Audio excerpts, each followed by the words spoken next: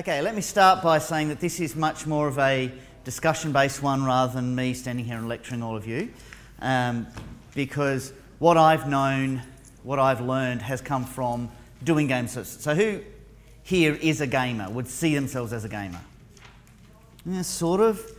That's really weird to me, because most people I know either go, yeah, I'm a gamer, or no, I'm not.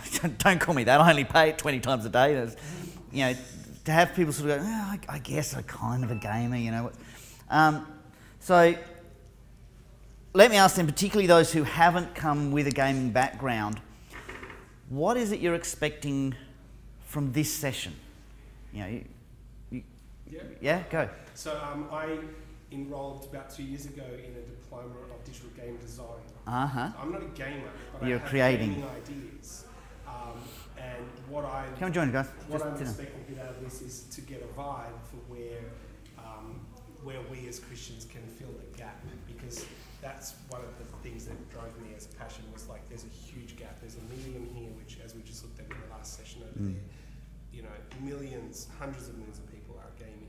Yeah. And where is the message of Christ giving people that alternative view in that world? So yep. Let me come back to you specifically as a creator in a second. What about other people? No, no real idea, just telling us. I said games. And that is actually a really important thing that I'll come back to. But before I move off from the creator side of it, biblical question. Who is the first person we hear of being filled with the Holy Spirit? It's the makers of the tabernacle. It's the creators. It's not Abraham. It's not Moses. It's not any of those. It's not Joseph. The first person is a creator. God is a creator. And if we are made in his image, we are creative. So there is an interesting philosophical argument for another time about whether we as humans can ever make something that does not reflect the image of God in some way. Because if it reflects our image, and we're made in the image of God, but we'll put that one to one side. There's so much stuff here, okay? What I want to talk about particularly today, what I'm coming at here is gaming is, as you've said, a massive phenomenon. It draws people by the billions to an environment where they sit down in front of a screen for hours on end. And if you have to do that for your job, you'd be really annoyed. And I do it for my job. So, but that draws people. And there's a hunger for that we don't see in many other things. Sci-fi, in total, draws people with a hunger. You want to see a religious war? Go to Supernova and say you think Han Solo would make a good captain of the Enterprise, and then run. Because, you know, there is a passion there that is scary. It is a religious fervour. I'm going to suggest from my experience that I think it comes down to three things: power, identity, and I've got to remember what the third one is now. I had nicely a three-point sermon. But the reason I say power is that the people who tend to game like games where they win. You know, a game where you go in and you get smashed and you just constantly get smashed. Now, I'm not talking about people who are my generation who grew up with Pong and Super Mario and that, where you do just die. But you think about games now coming from that. Games now, you die, you got a spawn point 2 seconds ago. You're never going to lose a game unless you just stop. Go on, you can't talk, say. Just a specific game, which is quite rage-inducing to me. Yeah, which one? Which one? Monster Hunter. Yep. Yep. No, Sam, you know why. There are a few. There's, now I've got to try and remember it. There's one where you have to try and climb a mountain using a sledgehammer. Getting over it, thank you. If you don't know it, your character sits in a cauldron, has no legs, has a sledgehammer and has to climb over these impossible obstacles. And at any point in the game, which goes for an hour or something if you speed run it, you can fall all the way to the bottom. And you get a condescending voice. Voice going, oh, you must feel really bad about that. It's all right, you'll feel better. But people play to win. And it doesn't sell as well as those ones like, you know, where you will win. And people are drawn to those games because that's not life. We don't win in life. You know, I'm 47 now, I've never leveled up. You know, I get promotions, but really life just continues the same way. I don't get superpowers, I don't get to find that packet on the ground and suddenly I can shoot lasers out of my hand and make my boss go away or whatever it is. In our life, we are powerless. It's mundane, it's boring. We come home, we turn on that machine, and we can conquer dragons. We can fly spaceships. The fate of the galaxy lies in our hands. There is power there that we don't experience elsewhere. The second one, identity.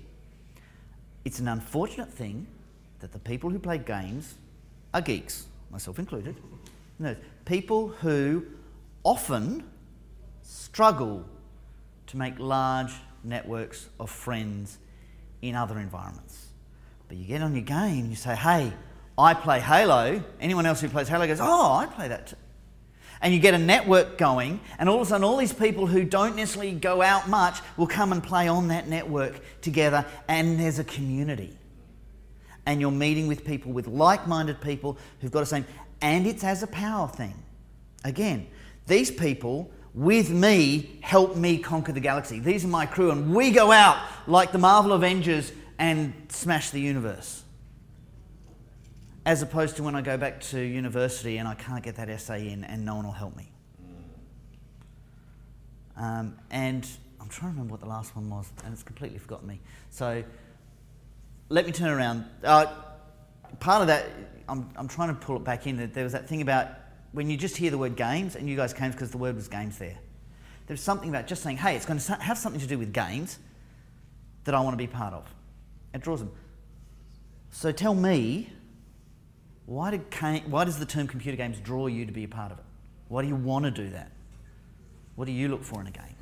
So, apart from rage-inducing. So I'm a little bit different in that I'm a recovering game addict. Right. So I don't play games anymore. I might jump into the odd LAN party or something like that occasionally, because I know that will be like 2 hours with a bunch of people, and then I leave, and then it's done. Mm-hmm. That kind of thing. Mm-hmm. But certainly throughout my teenage life and into my 20s and stuff like that, very easily addicted to games. I think for me, one of the reasons why I come to this is to help understand how that plays into everything with people. Faith-based, yeah. I mean, I know that we've had, and it's a bit of a joke here, but we once had a student who failed a subject and asked for remuneration for the failed subject because he developed a crippling, it was a summer subject, and he developed a crippling game addiction over the summer and wanted his money back for failing his subject. He didn't get that. But at the same time, we were also aware, like that, you know, like on one level it's serious, on another level, no man, you don't get your money back for doing that, that's a screw up. But yeah, so I'm interested in that kind of a dimension too. Yeah, because it is very, very, sorry, you want to say something? Or you're just thinking? No, I just want to say that the things that I get out of gaming. Yeah. So like, I like the idea that I'm escaping, of course it's fun. But I like finding things, especially where there's like intelligence involved. Like I guess sharpening my wits, like those where you have clues and you have to find the other clues, and you know, to get more information. And myth, the idea of myth, the idea of the story. It's participating in story construction in a way that's so much more interactive than just reading a fiction book or something. So. And there's an interesting dynamic there that there are a lot of different sorts of games, obviously.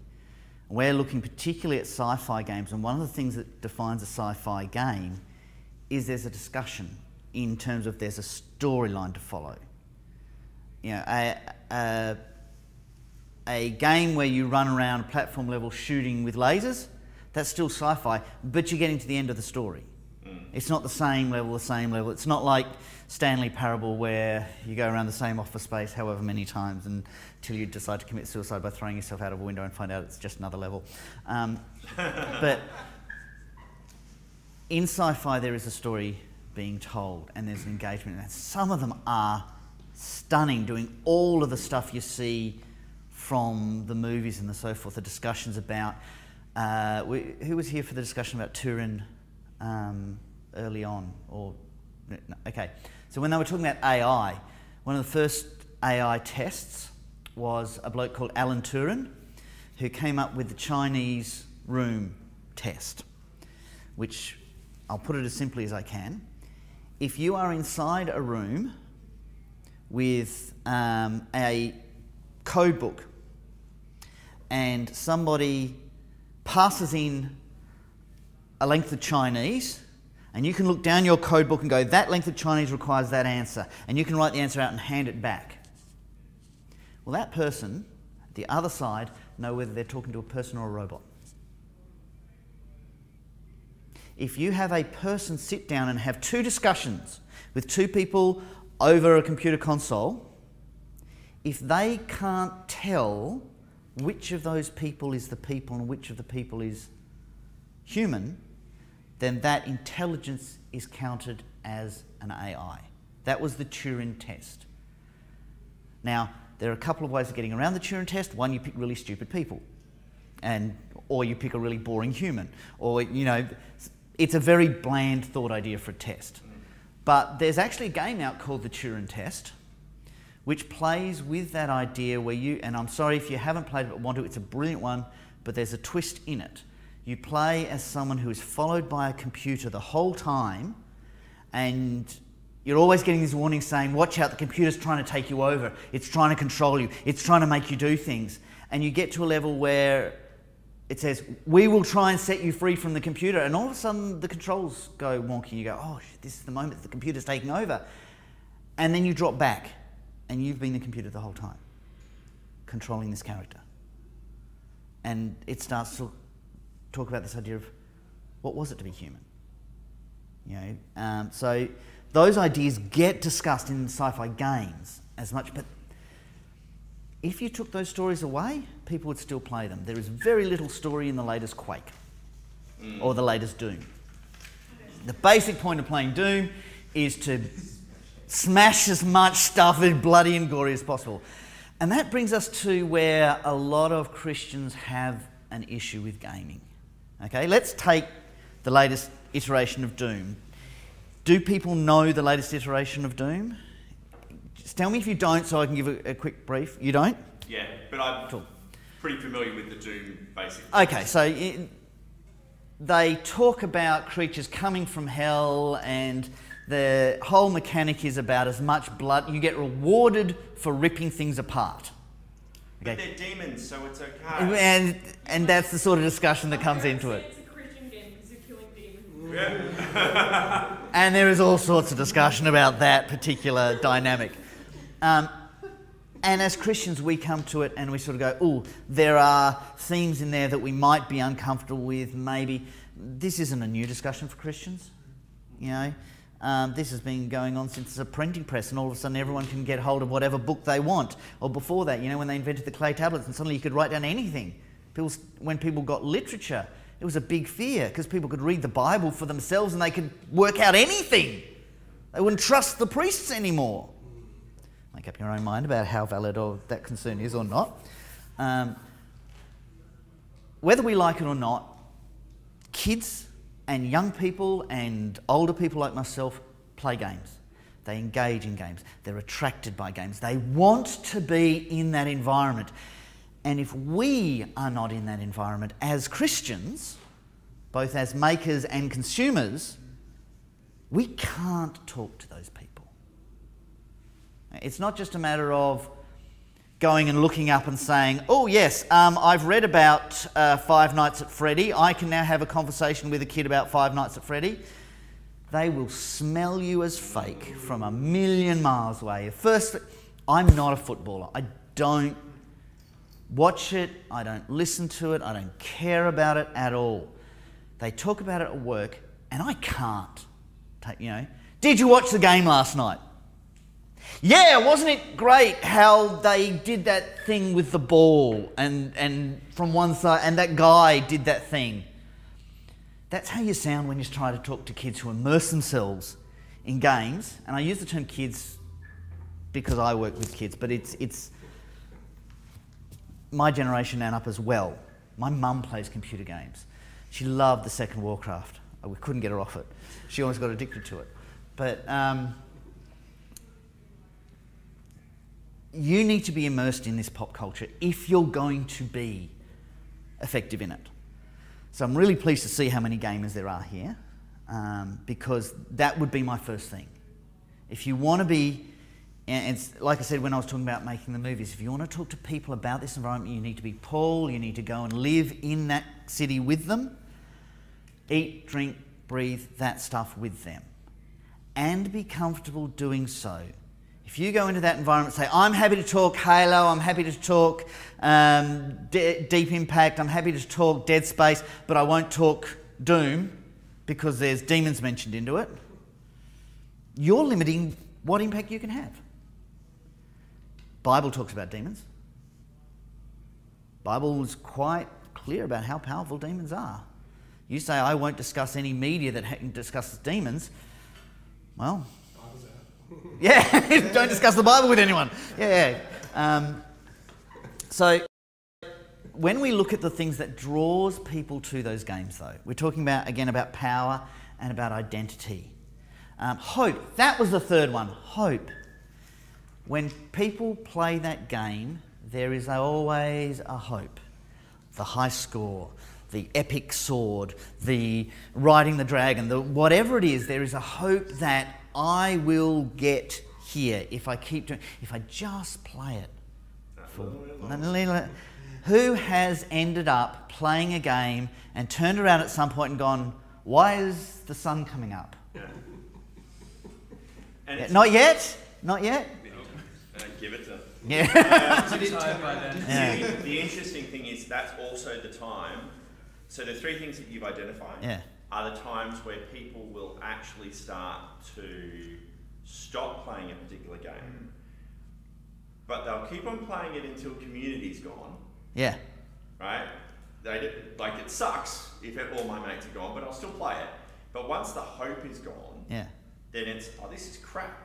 And then what? Like if you actually get to the point where you genuinely believe there is no way that you can actually win the game, then what you do is you say, they set this up. It's never your fault. No. It's the gamer's fault because they made it so that it was impossible. It's impossible to win this game. It's impossible to win this game, jerks. And then you download something else, or you go on Steam and you go on to the next one. You've got no power over here. You've got no hope here. And being in the community, you're not one of the community because you're... Now, talking on the hope, how many people have completely played a game, any game, from beginning to end? Yes. How many people have completely played a game from beginning to end twice? How many of those... Different level? I was going to say, how many of you have completely played a game with just one ending? So I'm ruling out things like Skyrim. I'm ruling out a lot of those open world ones, but one where you've got, I start here and I end here and it's the same path, and again, I'm going to rule out things like Doom and stuff where the point is how many, I'm going back to see if I can kill more zombies or I can kill, but I've got a story. You've played Stanley Parable all the way through. You know the story. Do you go back and play it again? Yes? Good. Yeah, a few people do. But not as much because it's not hope. I've realised that hope. I've seen the end. Oh, there's a new secret level. I'll go back and I'll play it again. Oh, hang on, they've just released a whole new world for Subnautica in the Arctic. I'll go back and I'll play that whole game again because there's hope's reawoken. If we recognise that those are the three things, and I'm prepared for somebody to say, hang on, there's other things as well, but let's just look at those three things. Do we as a Christian faith address those things? So, how do we as a Christian faith bring those things to those billions of people who are hungering for it? How do we say to them, there is power in this faith. There is a power to meet that mundane life you have got and not fix it. You don't get lasers when you become a Christian. You don't automatically get cured of all of your cancer, though some people do, and fantastic for them, but that's not a guarantee. There is hope of a great thing, greater than any epic sword that you can get or an epic power-up weapon that you got from Borderlands. There is community. And I'm going to say that the real key that we've got in is through that community. Because it is hard to convince anyone you don't have a relationship with of any of that other sort of stuff. If you are in community with them, they will see the hope you have. If you are community with them, then the Holy Spirit gets to act with power through you. That's why I'm saying the first thing is to immerse yourself in that culture. You want to know what attracts people to play games? Go and sit and watch. Go online and watch Markiplier, Jacksepticeye, all of those ones. Just play hour after hour of games. Because people... Not a Jacksepticeye fan? If I found my stuff. PewDiePie. PewDiePie. I was actually going to say PewDiePie. No. Sounds weird coming out of my mouth. These people make... My 15-year-old daughter had made me spend $400 to go and see Markiplier later on this year in a live concert. Okay? This is the concert that, you know, my generation might line up to see AC/DC, Mental as Anything, whatever. And, now it's go and see a YouTuber perform live. I hope to God he's not sitting there playing a game for 2 hours which I could have watched at home. I don't know. I'm doing it because my daughter says, I want to do this. Because my 15-year-old daughter has found something I can connect with through this. And I will pay $400 for that any day of the week. I also run a LAN for a group of kids and young people who don't regularly go to church, and we hold it in our church building. There's no expectation they'll come to church. We don't discuss theology openly with it. We don't open in prayer or anything like that. But those kids come to a church building and it's normal. And a couple of years ago, the church was having a working bee, as churches want to do, ahead of time. And we said, look, we're going to be a bit late starting off because they won't be finished till this time and we normally kick off at that time. So if you'd like to come and help the church, you're more than welcome to. They'd love to have you there, but there's no expectation. And so we've got kids who are 17-year-olds saying, hey, you want to come and help us build a church that you've got no interest with? We had 5 kids turn up. They had no connection with the church, except that they came there to play games. They didn't come to any of the sermons, but they felt that community and they wanted to be a part of it. So now in terms of your gaming, and I'm looking particularly to you guys, who you've already got a community here who talk gaming speak to each other, okay? You have a community, and that is something that people hunger for. How do you open that to people who are looking? You didn't expect to be put on the spot, did you? No. But this is a discussion. Looking over here, we've got some people who don't necessarily have a connection with a younger demographic. How do you find one? How do you find a way to connect games to people who wouldn't necessarily talk to you about games? How do you find those and target them? Where are you going to find your audience for your game before you build it? Because I make games. They sit on my computer. My daughter might play it. I don't care, I'll make it for me. I have fun. But if you're going and saying, I want to reach the people, how do you reach them with power, reach them with community, reach them with hope? Who was at the Ready Player One thing there? And there was the session this morning where they talked about that final scenes. The things that come out of it is that sense of community, the team. It shouldn't be a one-player game.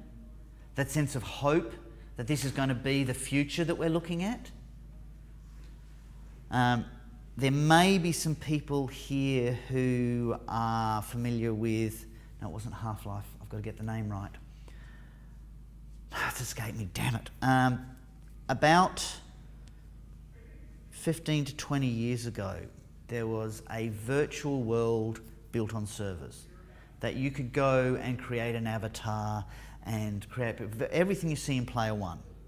Okay, it was made. It was much more low key because we didn't have the computing power or anything like that.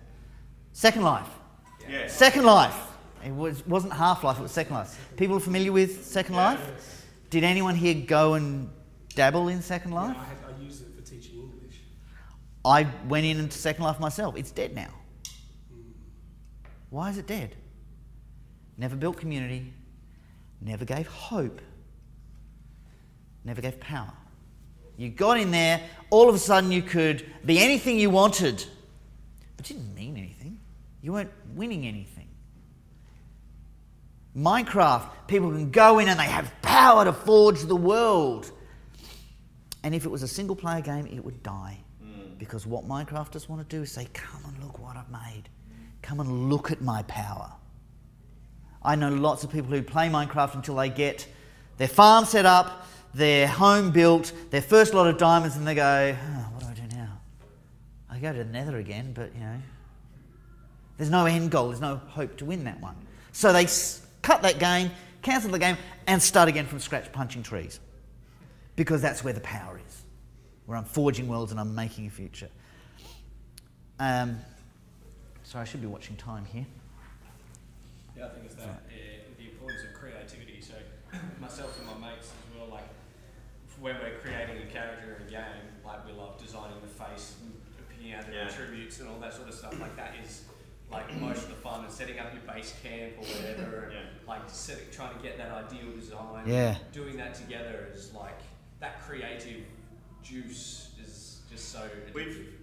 We've got a Wii at home. Yeah. And my 8-now-year-old daughter, but when she was 7 and she was playing on it, her favourite game to play Was the Make My Me? was the that was her favourite thing. Like if you said to her, you can play anything, you can play Mario Kart, you can play anything, she's like, yeah, no, I just want to go back and make me. Make funny faces. I do a talk here in one of my classes where I talk about a movie called Existence.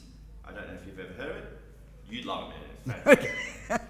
But at one point, this guy is asked, why do you like these games so much? And it's a virtual reality console.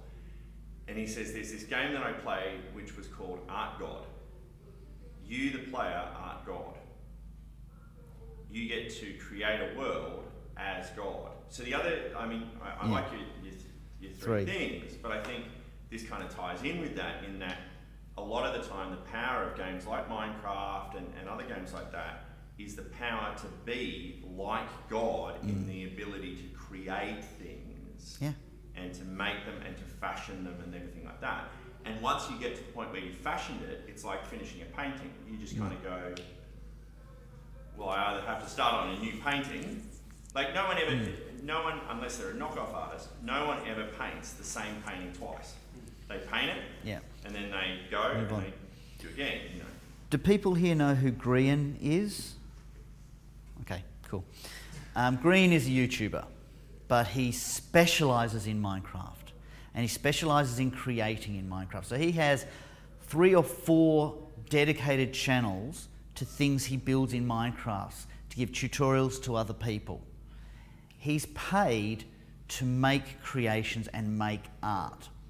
Every now and again he goes into a server world where there's lots of other people as well, and he starts these amazing creations, and they are huge. And you know, you've seen the sort of things on Minecraft where they make the entire Star Destroyers and things like that. He's that sort of thing. He makes massive cities, but he gets bored. He starts off going, I'm going to make this thing, and then he makes that thing and he says, oh, I can also do this, and I could probably do that, and I might be able to do that, and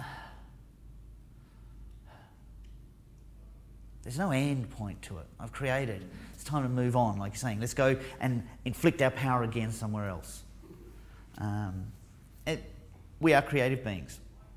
We are created in the image of the Creator, and so we are creative. I am amazed at what you're saying about the face building stuff.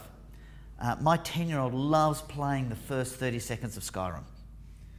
Just the first. She hates it when she has to fight monsters, but that first 30 seconds where you get to tweak the eyebrows on your character, she plays that for hours on end, and it drives me nuts because it has no impact on the game at all. And if you play the game for more than a certain time, you get a mission, which is to go to the face sculptor and you can do it all again.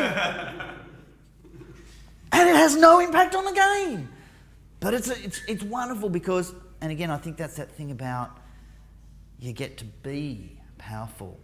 If you are a short, overweight, middle-aged, greying man, you get to be a tall, beautiful, blonde elf with a body like Schwarzenegger or whatever. You know, you can be whatever you want to be in this environment. You get bored of that, become a redhead, sultry woman, or what. You can do whatever you want in this environment.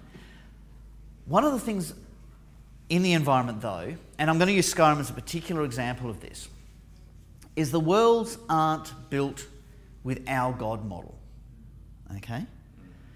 Leaving aside the argument about whether we can make anything that is completely devoid of that, Skyrim has its own mythology about gods. And one of the things they do is the gods never get involved, but the demons do. And they quite often incorporate you and make demands of you and your character that you can't really ignore. You can either fight against them, which means you just miss out on that mission, or you get to do and support whatever it is they've got, however reluctantly you do. And you then get the epic sword of Moloch Baal or the, Dawnbringer or whatever it is. It smiles. People are going, yeah, I know the one you're talking about. Except it's a mace, I know. Dawnbringer's a sword. In that environment where they are actually pushed to make bad moral decisions. They're rewarded for becoming vampires and get special bonuses if they sneak up and attack sleeping people. And if you happen to have a family, that's excellent. You can prey on your own family because they'll forgive you every time and you get all those special bonuses. Yeah. How do we engage as players and as people of faith with that sort of an environment where these kids are taught you get rewarded for this? I don't have an answer to that. I'm asking, how do we engage in that? How do we come to people and say, this game, because it's the same lie that they're being told in their real world. Darkness is power. The dark side has cookies. Light, oh God, you could be a Christian if you like books and want to be wet and pathetic. But the darkness is where the real power is. Isn't part of it then about, like, if you're playing any game, there are ways that you can restrict your abilities or the parameters of what you'll use that you can actually do for fun. Yeah. Right? So there are games where, you could use that really big gun anytime you wanted to, but you hold off because part of the challenges you place upon yourself is to say, nah, I could do that, but where's the fun? Completing Duke Nukem with just the pistol. Exactly. Yeah. That kind of a thing. So, like, I remember playing a game where you could build a particular building that I went, I don't really want to build that building, so I won't, and I'll just see how far I can get away with it before it's required. I found that I actually got a lot further than I expected to, which would make it more interesting. So, I mean, maybe there's that kind of a dimension to it. What about you guys? Yep, go on. I can see the thought process about to happen. That's okay. If anyone else wants to I'm pinning these guys occasionally. They're hiding in the back row, hoping that I won't ask them questions. But I think basically in terms of what you said, Matt, is we want to explore our limits, and it goes back to the power thing, possibly even what was the other third point? Yeah, I've forgotten the third point. Community hope. The hope thing as well, like sometimes our life makes us feel trapped, that we're powerless in many ways. And so the whole idea of escapism is finding a route where we can actually explore other possibilities of our ability and you know, how far we can get and how much we can manipulate things in a constructive way, to see how far we can go, to test our limits. I'm going to pin the boy right back. Sorry, what's your name, mate? Ben. Ben? Do you play games that have different difficulty levels? Like easy, hard, nightmare, oh my god, what am I doing? Well, you got that from Doom. Those, yeah. Well, they're in a lot of games, but do you play games which have that difficulty level? Yeah, Doom and Wolfenstein. Which level do you normally pick when you play? Mid. Mid? What about other people? You play games with difficulty levels in them? Once I finish it, then I try to go higher. Yeah, what about other people? I prefer to start with a challenge out the gate. Yeah, you start high level, see how you go? Depends, like if it's like FIFA or something you've been good at for a while, like I just like playing on the hardest difficulty and then just making it more and more difficult. I start on the lowest. Yeah, me too. Because I just want to finish the game. You know, I want to know where the story takes me. I don't want to have got halfway through the story and suddenly I'm in a boss fight that I can't finish and I'm like going, I'm never going to find out whether she gets married at the end or he's really a ghost or whatever it is. But it's interesting that the developers know that people engage with this game at different levels. You know, you start off at your medium level where you expect people to play, but some people want that challenge. They want to show how powerful and how good they are. And there are others who don't want that. And a lot of games now, you can change that mid-fight. You know, you're in the middle of the dragon smacking down on you, one hit point, you're suddenly volleying them down, all of a sudden you just stand up and you start fist pumping them and they die. You know, and again, that's because at no point does the game want you to lose the power. Mario World, you die halfway through, that's it, you're out, go back and start the level again. You do that 3 times, you start the whole game again. You know, different idea, you know. Space Invaders, there's no saving in Space Invaders. You either win or you don't, and if you do, guess what, you get another wave of even faster ones. We've come from that to games which will tell you how to play it as you're playing it. Push A to jump now. Oh, you didn't? We'll go back and we'll give you the exact same one. Push J to jump now. If you spend $5, you can have double J and you can jump twice as far. There's nowhere here where you're ever going to go, I'm going to lose. We don't want that, yeah. And but going back to that world where we're looking at worlds that the only gods in these worlds are Blizzard, ID Software, the developers and their ideologies, their values. Now, one of the things you can do is vote with your wallet. Yeah. You know, Blizzard will stop making games if people stop buying those games. 2 minutes? Well, I basically covered off everything I felt I needed. Is there anything that anyone else wants to have a quick talk about or ask about? Well, the reason why I stopped, apart from like it being somewhat self-destructive, was I was playing a game, Medieval Total War, and I loved world building games and those kind of things. And I got to the point where, like, I played first-person shoot 'em ups, and I loved the narrative of that. But really, I found myself more drawn to the other game. And I got to the point where I went, hang on, I'm worrying about pixels. I'm worrying about, like, how are those pixels going to feed their family of pixels? And then what I realised was I could actually spend the same amount of energy and concern on actual real people. And, you know, and so what I realised was that if I wanted to build a world, I could actually build by investing in people and stuff like that. And so, like, part of that's not a reason not to play games, but it certainly for me was that, in that it, and I think if I was talking to someone around this kind of stuff, and particularly someone facing addiction, that would be the narrative that I would tell them. You found your power, your hope, and your community outside of that environment. I realised I actually had enough power in my own sphere with community.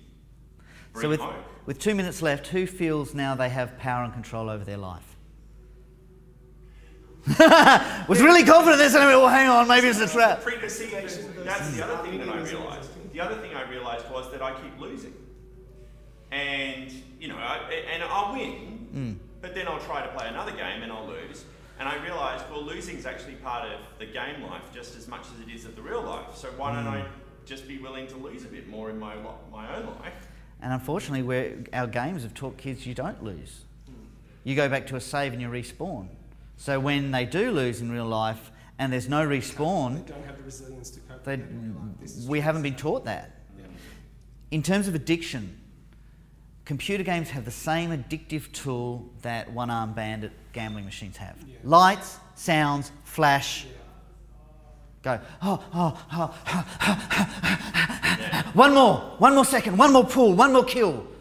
It's the same. So if you want to talk about the addiction side, you need to use that same sort of language and that same sort of headspace that you're doing about gambling technology. And again, that's another discussion that in 1 minute left we don't have time to do. In terms of bridging to community, what if we created an ethical gaming system where, for example, the game connects to the real world so that, for example, the pool of resources is dependent upon actual donations to real stuff. So, for example, you have a child in the game who needs food. Well, you can't feed that child food because there's not enough food because no one in the real world has donated money to a charity which actually provides real food. Been done. There was a game on the phone that was a virtual village game. Okay. And you donated, while you played the game, there was advertising revenue. And that advertising revenue built up and you could choose to support this village in certain ways. And so you donated food to the village and the organisers of the game took food to the village, recorded videos of that, and then you could watch those videos from the game. That's our time. I think we're going to gather back in for a final wrap-up. But Cool.